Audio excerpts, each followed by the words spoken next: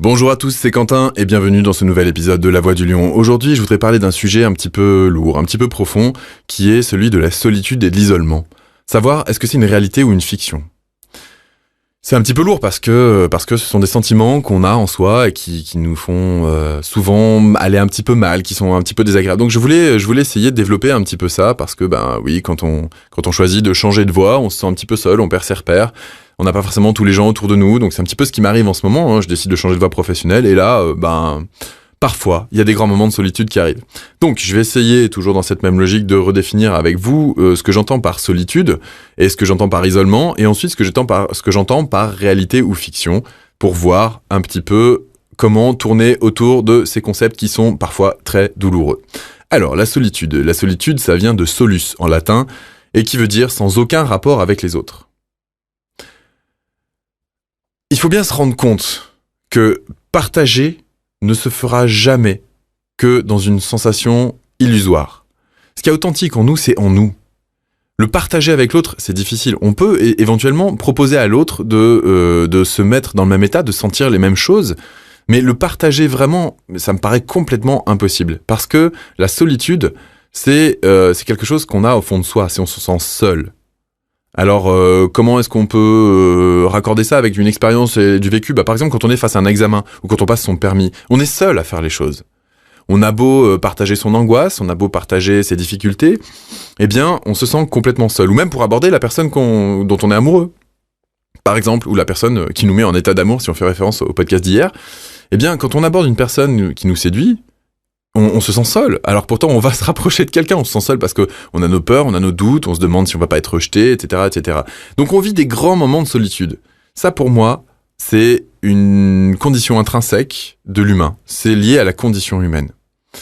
Et ça a généré quoi ? Ça a généré une forme de beauté. Parce que cette sensation de solitude qu'on a en soi nous oblige, quelque part, à chercher à la dépasser. On a besoin des autres, on est des êtres sociaux. Et donc on va chercher à communiquer. On peut chercher à communiquer autour de cette solitude, ou on peut chercher à communiquer ce qu'on trouve de beau en soi, pour trouver une espèce de convergence, pour faire en sorte que les gens rejoignent tout ça. Et à ce moment-là, on se sentira moins seul parce que, justement, on propose aux autres de partager un petit peu de cette même sensation. Mais au fond, on ne sait pas ce qui se passe chez l'autre. Donc on est toujours seul à sentir son truc.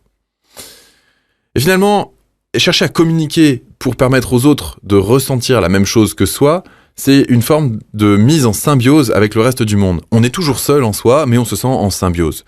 C'est pas qu'on sort de la solitude, c'est qu'on rentre dans une forme de communion avec le reste du monde. Ça, c'est ce que je pense de la solitude.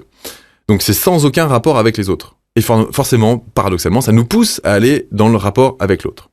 L'isolement maintenant. L'isolement, c'est quoi ? L'isolement, c'est quand on est séparé du reste de son environnement habituel.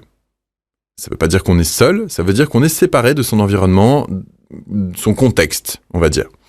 Donc ça se définit par rapport aux autres. S'il n'y a pas les autres, il n'y a pas d'isolement. On a besoin des autres pour définir qu'on est isolé ou pas. Donc, on en revient à une forme de caméléon du soi, c'est-à-dire que pour pouvoir s'adapter à son environnement, on va être obligé d'adapter son comportement pour trouver justement une espèce de communion, de communication avec les autres et donc de symbiose. Mais surtout, qu'est-ce que ça permet ? Eh bien, si on change le contexte, on va se redéfinir soi-même face à ce nouveau contexte. Et donc, ça permet de se définir soi-même autrement.